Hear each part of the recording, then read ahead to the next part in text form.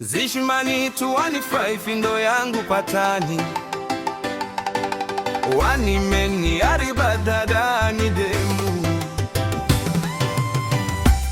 aina kuna kanzira yoda kutora zwe kuita zwe chipfambi uchiti uri kufara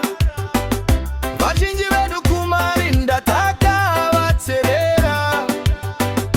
akizo zikwanise kukupepa wakuruhara pemberera izvenyu muchifara imivanzva dzinyowe mufesi wangu chimboita zvevakadzi azvipere mushe kumberi kune misodzi dai masiya zvenyika ino hamuzvipere pemberera izvenyu muchifara imivanzva dzinyowe mufesi wangu chimboita zvevakadzi azvipere mushe kumberi kune njodzi dai masiya inoraya etsi sista koshe shai wenyu muviri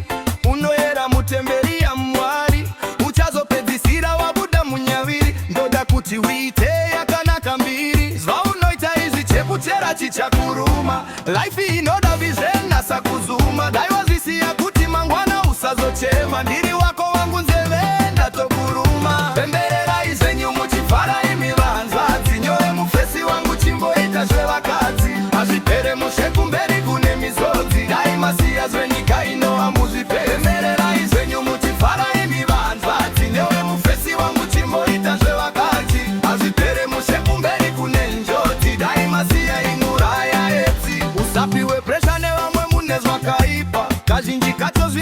zvinozipa chimboteerera adhivaisi yandiri kukupa zvekufadaya hazvina zvazvinokupa mari neutano hwese zvinopedza ende futi pamberi pacho zvinokunyudza ndatoreva zvese wangu pangu ndapedza jira ndiroro wotofuka kana kuwaridza pemberera izvenyu muchifara imivanzva dzinyowe mufesi wangu chimboita zvevakadzi azvipere mushe kumberi kune misodzi dai masiya zvenyika ino hamuzvipere pemberera izvenyu muchifara imivanzva dzinyowe mufesi wangu chimboita zvevakadzi azvipere mushe kumberi kune njodzi dai masiya inoraya etsi aina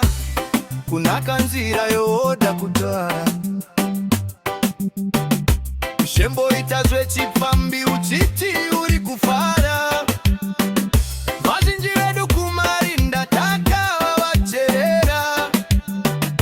hatizozvikwanise kukupepa wakuruhara rimwe zuva chirwere uchachimora uri kupisa zvako asi uchatonhora zvandataura izvi